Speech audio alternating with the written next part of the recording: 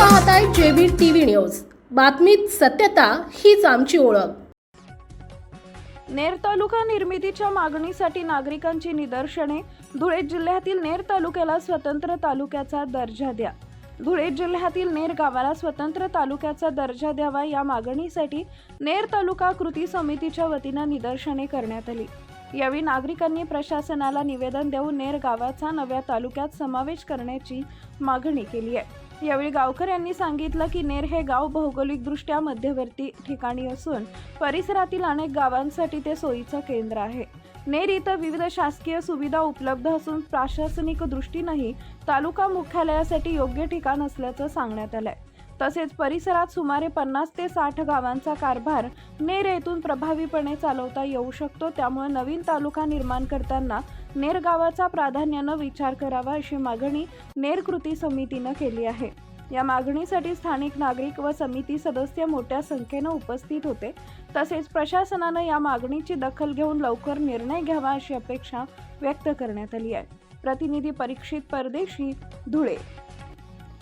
शासनातर्फे महाराष्ट्र शासनातर्फे नवीन जिल्हा आणि तालुका निर्मिती होणार आहे। या बाबतीमध्ये काही दिवसापूर्वी माननीय महसूल मंत्री बावनकुळे साहेब यांनी पत्रकारांशी बोलताना सांगितलं होतं की नवीन जिल्हा निर्मिती आणि तालुका निर्मिती होणार आहे, परंतु ही निर्मिती डिलिमिटेशन नंतर होणार आहे। डिलिमिटेशन म्हणजे नवीन मतदारसंघांची निर्मिती जेव्हा होईल, नवीन मतदारसंघाची निर्मिती आणि जिल्हा आणि तालुका निर्मिती, याचा अर्थ डिलिमिटेशनचा प्रस्ताव किंवा डिलिमिटेशनची प्रोसिजर ही 2026 सुरू आहे आणि हे डिलिमिटेशन झाल्यानंतर तालुका आणि जिल्हा हे विभाजन होणार हे याचं महाराष्ट्र राज्याचं महसूल मंत्र्यांचं म्हणणं आहे। त्या आधारावर आमच्या नेर गावाचं म्हणणं असं आहे की धुळे जिल्ह्यामध्ये जर आपल्या तालुक्यांचं विभाजन होत असेल, नवीन तालुका निर्मिती होत असेल तर आमच्या नेर गावाला प्राधान्य देण्यात यावं। याची अनेक कारणं आहेत। त्यामध्ये प्रामुख्याने नेर गाव जे आहे ते नेर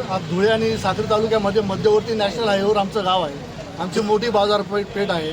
आम्हाला ऐतिहासिक कारणं आहेत। इतिहासामध्ये ब्रिटिशकालीनमध्ये त्यावेळेला प्रगणा म्हणायची, तर तेव्हा नेर परगणा होता।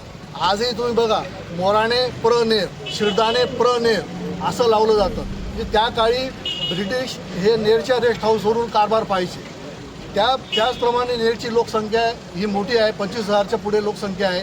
नेरला 5 जिल्हा परिषद गटांचा तिथं संपर्क आहे आणि अशा पद्धतीने 60 ते 70 गावं हे नेर परिसरात जोडले जातात आणि भौगोलिक परिस्थिती ही नेरकरता अनुकूल आहे।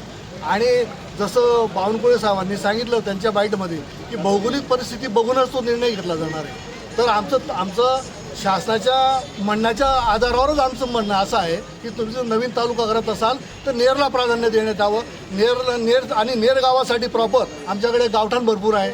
आमचं अक्कलपाड्यासाठी पाणी रिझर्व आहे। आमच्याकडे सौर ऊर्जा देखील उपलब्ध आहे। सर्व प्रकारचे घटक जे तालुक्याला लागतात ते आमच्या नेरला अवेलेबल आहेत। त्यामुळे नेर तालुका करावा अशी विनंती करण्यासाठी आज आम्ही महाशय जिल्हाधिकाऱ्यांना निवेदन देण्यासाठी आलेलो आहोत। यानंतर आम्ही मुख्यमंत्री आपल्या परिसरातील महत्त्वाच्या बातम्या पाहण्यासाठी आजच आमच्या जेबी टीव्ही न्यूज चॅनलला YouTube वर सबस्क्राईब करा आणि बेल आयकॉन प्रेस करा।